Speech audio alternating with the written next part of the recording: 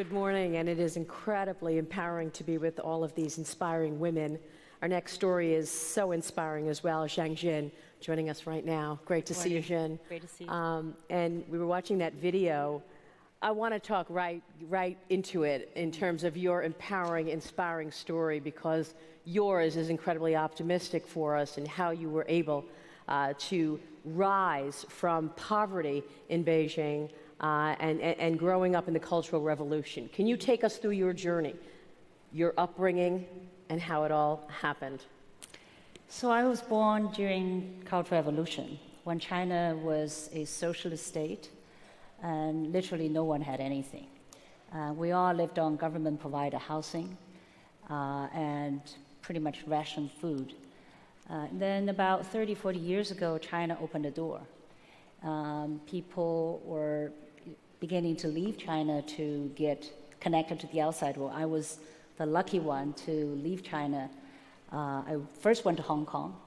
I became a factory worker there for 5 years. And then eventually I went to England to get education, graduated from Cambridge University, and went to join Wall Street. Now you would have thought that life is pretty good there, right? I've decided that it was better for me to go back to my country and to join the building of the country. So after 15 years away from China, I went back. That was just 20 years ago, in the beginning of the whole urbanization process. So cities were literally being built. And before that, there was hardly any new buildings, high-rises, or new homes. And so for 20 years, we live in a world today that production and building of a city takes so much shorter time than before. In 20 years' time now, I look around that most cities in China are built. And during this time, not only I build the buildings, also build a company, build a family.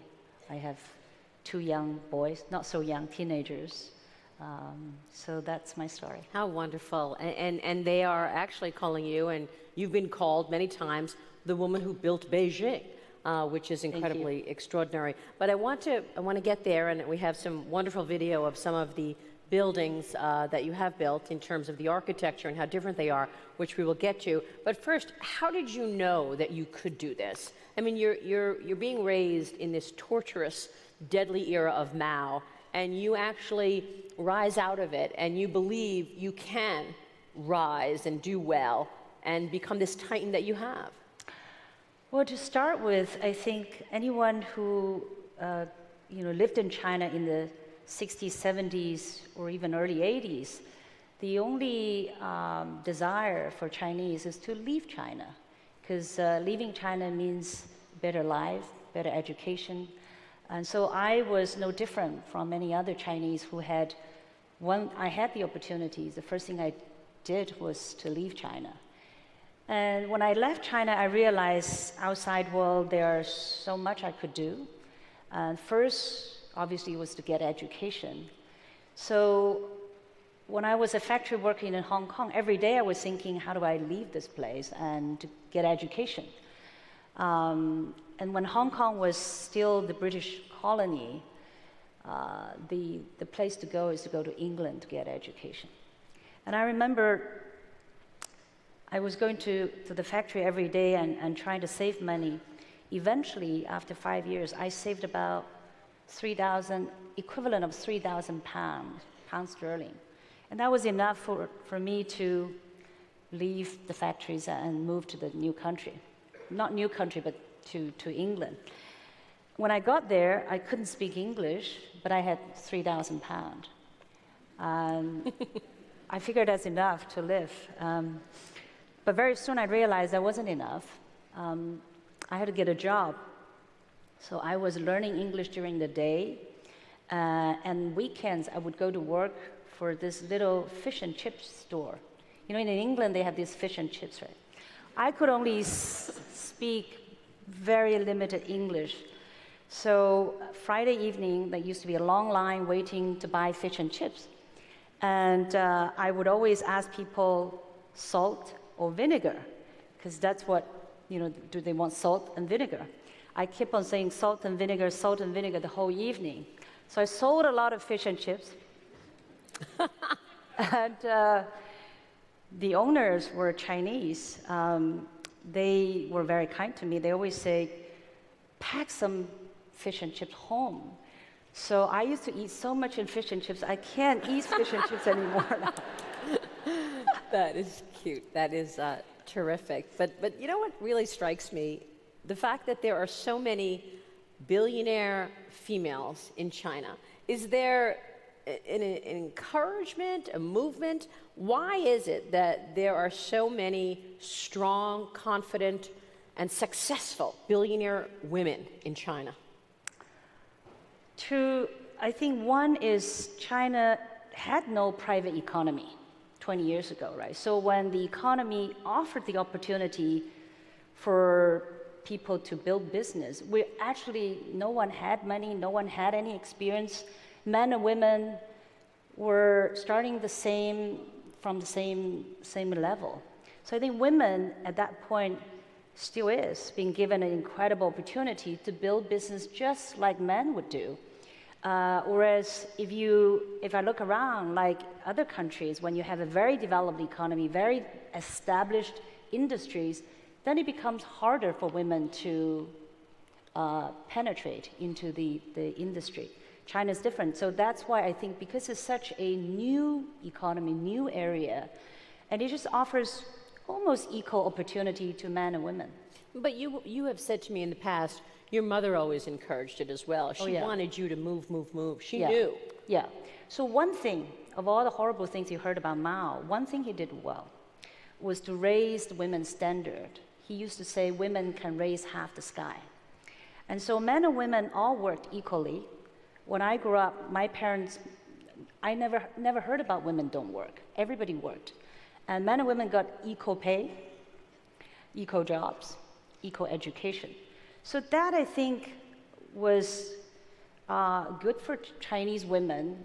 My generation grew up in that environment, never thought that women could do any other thing but to work. Back to your story. Eventually, you met your partner, you married, and you created Soho China under the idea that people would work and live in the same building. I want to ask you about real estate in China today. But first, let's take a look at some of your work, Xin, because you have some of the most iconic buildings in the world, and you've truly changed the skyline in Beijing. Take a look.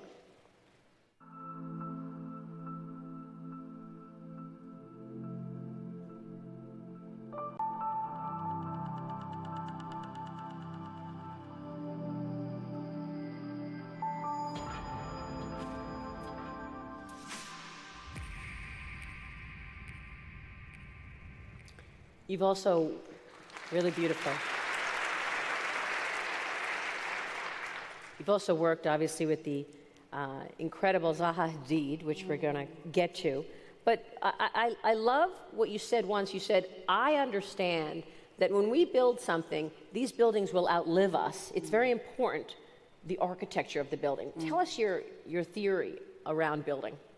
So when I began to build, I realized that we always have an immediate need to build an office building or an apartment building, a hotel, and the plan is always very functional driven. But actually, there is a culture part for that work, which is the architecture.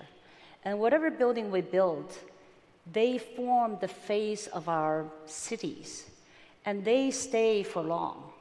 I realized that these architectures, today when you go around the world to see history, what do you see? A lot of it is architecture. You go to China you see the Great Wall. It was built as a defense. You go to Paris, you go to see Eiffel Tower. You come to this city, you go to see Empire State Building. So these are, at the time, built for different reasons, but they all form our city's face. So once I realized that, I paid a lot more attention to architecture. And then I thought a lot about what kind of architecture would embody today's spirit. Do I want to build, in China, for instance, we had a beautiful courtyards, right? Is this something I can build? Repeat the old architecture? And then realize there are few things that's the character of us, of our time today. One is talents are globalized. We can work with pretty much any talents around the world. And then materials, building materials are so readily available to do any shape that you want that 20 years ago wasn't possible. 20 years ago, we couldn't build any building that are round-shaped, fluid-shaped. Today, we can do all of that because with all the computer designing and material availability. So that's what I decided. I thought, okay, what I would like to do, because I can speak English, I should really get out of China to work with the talents around the world, bring them to China. And that's how I met Zaha Hadid. Tell us about Zaha Hadid, who passed away last year. That's right, yeah. One of her buildings is still being built. I know, yeah. So Zaha Hadid passed away last year. She was a phenomenal woman, the best architect of our time, despite being a woman, because this is a very man-dominated career, but she was just the best. I met her 14 years ago, and our collaboration began then. She was a woman with incredible courage. She's an Iraqi woman, lived in London, and working in a very man-dominated world.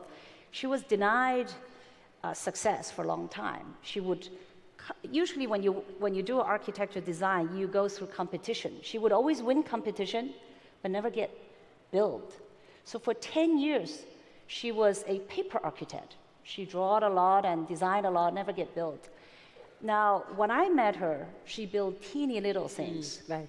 So 14 years ago, and then we decided to build, and together, she designed and I built about 1.5 million square feet. Wow. A lot of buildings. Let's take a look at one such right now.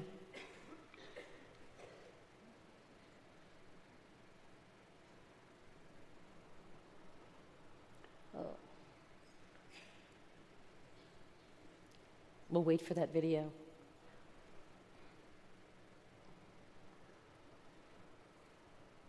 While they pull that up, let me ask you to characterize real estate today. Sure.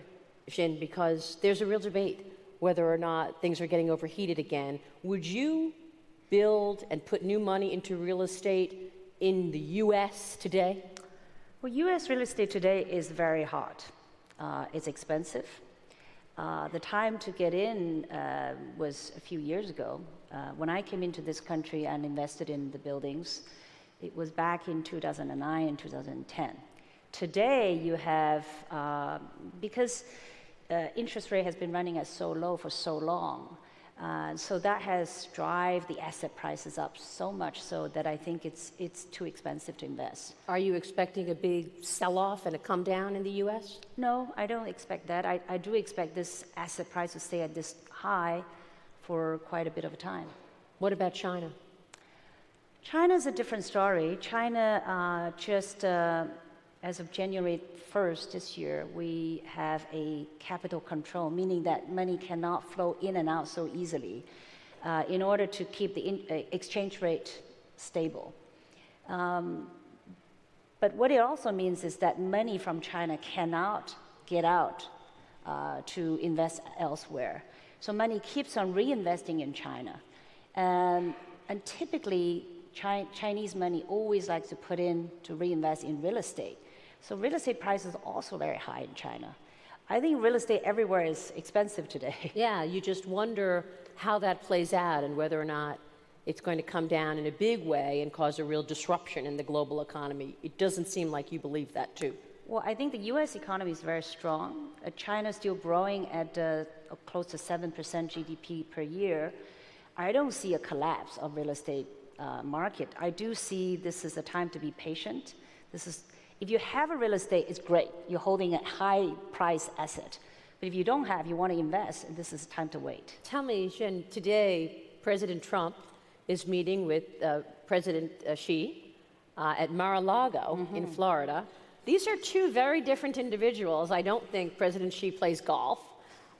You don't see him out and about and talking a lot the way you see our president.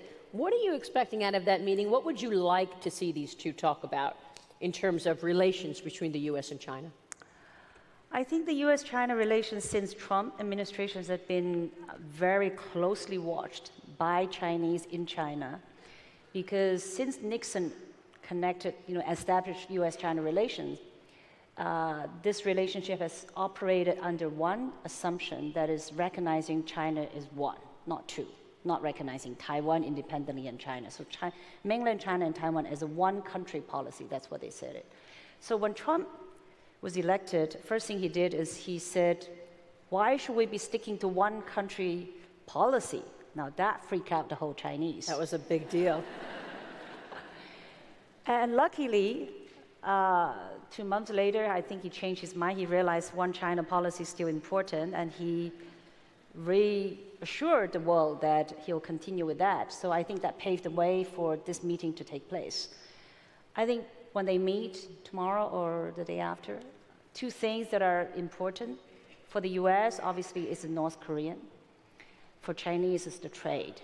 Because Trump was elected with the promise of bringing the jobs back to the US. And that means what? And China and US, if you look at the last 20 years, this has been the most complementary economy in terms of partnership. United States had a lot of capital. China had a lot of labor. China needed the capital. United States needs to invest the capital. So that has been very easy marriage, partnership.